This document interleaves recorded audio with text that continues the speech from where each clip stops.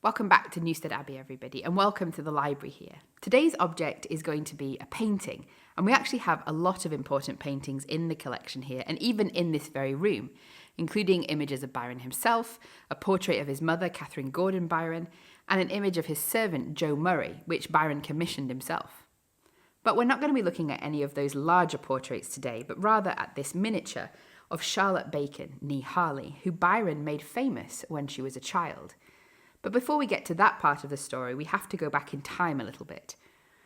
In 1812, when Byron returned from the continent, he had a number of high-profile affairs with society women, perhaps most famously, of course, Lady Caroline Lamb. But this portrait points us back to a slightly later and much less tempestuous relationship with Lady Jane Harley, the Countess of Oxford, and mother of the Charlotte that's pictured here. Now, she was 16 years older than Byron and settled in a fairly permissive marriage with a number of young children, who were often slyly referred to as the Harleyan miscellany, a reference to the fact that they were purported to have a number of different fathers. She was known for her numerous affairs and also for her radical politics, both of which put her slightly beyond the pale of polite society. Compared to Byron's other relationships, his time with Lady Oxford is rarely discussed.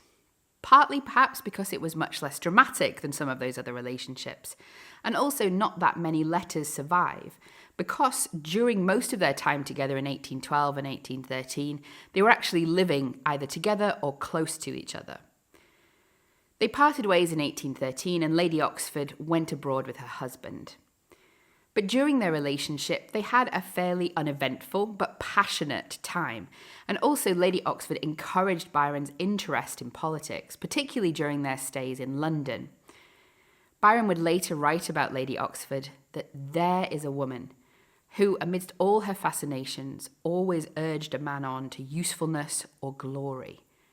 Had she remained, she would have been my tutelar genius. Now, Byron stayed with the Oxfords at their home in Awood before taking a house nearby at Kinsham Court.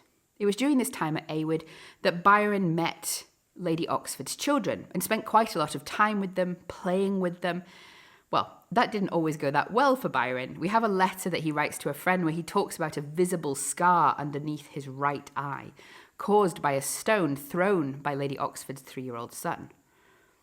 His particular favourite, though, was Charlotte, who was 11 years old at the time, and he immortalised her in the verses to Ianthe, which he appended to the beginning of the 7th edition of Childe Harold, and in which he discussed and praised her beauty. Writing in a letter to Lady Melbourne, he describes her as Charlotte Harley, whom I should love forever if she could always be only 11 years old, and whom I shall probably marry when she is old enough and bad enough to be made into a modern wife. His comments on Charlotte can, of course, be quite uncomfortable reading. He also commissioned a picture of her to be put in later editions of Childe Harold, meaning that both she and her image became famous wherever Childe Harold was read. And Byron both expected and hoped that their legacies would be entwined, writing in Childe Harold in those verses to Ianthe, "Such is thy name with this my verse entwined. And long as kinder eyes a look shall cast on Harold's page, Ianthe's here enshrined, and shall thus be first beheld, forgotten last." But in these verses and with that image, Byron trapped Charlotte at 11 years old.